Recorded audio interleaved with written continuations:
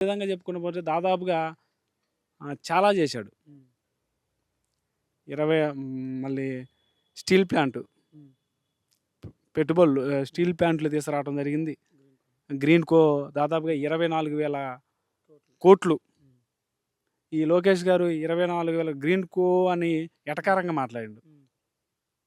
గ్రీన్‌కో అని ఎటకారంగా మాట్లాడిండు. హ్మ్. ఇదే లోకేష్. హ్మ్. ఇది జగన్మోహన్ రెడ్డి గారు తీసుకొచ్చింది. హ్మ్. అదేవిధంగా పవన్ కళ్యాణ్ గారు నంబర్ 1 చేశారని చెప్పేసని పవన్ కళ్యాణ్ గారు మాట్లాడాడు. హ్మ్. ఈ విధంగా చెప్పుకుంటూ పోతే డెవలప్‌మెంట్ అనేది జగన్మోహన్ రెడ్డి గారు అప్పుడే హ్మ్. ఒక కొత్త వ్యవస్థను తీసుకొచ్చే డెవలప్‌మెంట్‌కి హ్మ్. ఆద్యం పోసిండు. హ్మ్. కానీ ఉపాధి అవకాశాలు అప్పుడు జగన్మోహన్ రెడ్డి గారి హయాంలో ఉపాధి అవకాశాలే లేవు అనేది ప్రాపగాండా చేశారు కదా బాగా. ఉపాధి అవకాశాలు లేకుండా ఎక్కడ పోయినాయన్న? హ్మ్. ఉపాధి అవకాశాలు ఉన్నాయే జగన్మోహన్ రెడ్డి గారి గవర్నమెంట్‌లో. హ్మ్. ఈళ్ళేదో పుకార్లు పెట్టారన్న. హ్మ్. విజనరీ, విజనరీ, విజనరీ అని చెప్పేసి పుకార్లు లేపారు. హ్మ్. ఆ విజనరీ చేసింది ఏమీ లేదు. హ్మ్. ఇప్పుడు ఆయనకు పేరేందంటే అమరావతి. హ్మ్. అమరావతిని పూర్తి చేసి హ్మ్. నా విజనరీని పూర్తి చే నా నా విజనరీ రుజువు చేసుకోవాలనుకుంటుండు. హ్మ్. కానీ ఇంతకాడికి ఎక్కువగా హ్మ్. గవర్నమెంట్ ఆధీనంలోనే, హ్మ్. గవర్నమెంట్ కనుసన్నల్లోనే హ్మ్. గవర్నమెంట్ పోర్టులను నిర్మించిండు. హ్మ్. నువ్వు ఏ రాష్ట్రంలో అన్నా చూసుకో, హ్మ్. పక్క దేశాలు చూసుకో, ఎక్కడైనా చూసుకో, హ్మ్. ప్రైవేట్ పరంగా ఉంటాయి హ్మ్. పోర్టులు ఏవైనా గానీ. హ్మ్. లీజుకిస్తా కానీ ఉంటారు. లీజుకిస్తారు. హ్మ్. కానీ ఇక్కడ ఆంధ్రప్రదేశ్ రాష్ట్రంలో హ్మ్. జగన్మోహన్ రెడ్డి గారు హ్మ్. స్వంతగా అంటే గవర్నమెంట్ ఆధీనంలోనే హ్మ్. ప్రతి ఒక్క పోర్టుని నిర్మించడం జరిగింది. హ్మ్. దీని మీద వచ్చే ఆదాయం దేనికెళ్తది? హ్మ్. కంపల్సరీగా గవర్నమెంట్‌కే వస్తది గదా! హ్మ్. ఇన్‌కమే గదా! ఇన్‌కమ్ సోర్సే గదా! అవును. మరి ఇవన్నీ చెప్పుకుంటూ పోతే చాలా ఉన్నాయి. హ్మ్. అసలైన సంపద సృష్టి జగన్మోహన్ రెడ్డి అంటారు.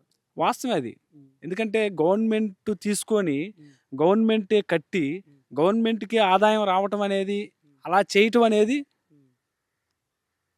అది గొప్ప ఒక ఆశయమే కన్నా! హ్మ్. అలాంటి ఆశయాలు ఎవరు కూడా చేయరు. హ్మ్. దానికి ముందు ఎవరు గూడా అడిగేయరు. హ్మ్. కానీ ఈయన అడుగేస్తాడు. హ్మ్. ఎందుకేస్తాడంటే సంపద గూడా మనమే సృష్టించాలా. హ్మ్. మన చేతిలోనే సంపద ఉంది. హ్మ్.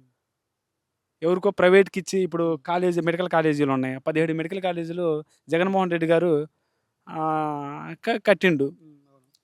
శంకుస్థాపన చేసిండు. ఒక 10, 12 పూర్తయినియి. హ్మ్. ఒక 5, 6 పూర్తి కాలేదు. హ్మ్. దాన్ని పూర్తి చేయమని చెప్పేసని మరి హ్మ్. పూర్తి చేయాల్సిన బాధ్యత ఈ గవర్నమెంట్‌దే కదా! అవును. కూటమి ప్రభుత్వందే కదా! అవును. మరి ఇవి పూర్తి చేయకుండా నువ్వు ప్రైవేటోళ్ళకి ఇస్తానంటే హ్మ్. చేతగానితనమే కదా! అవును. చేతగాను చేతగానోళ్ళే కదా ఆ మాటలు మాట్లాడేది. అవును. చంద్రబాబు నాయుడు గారికి చేతయితే హ్మ్.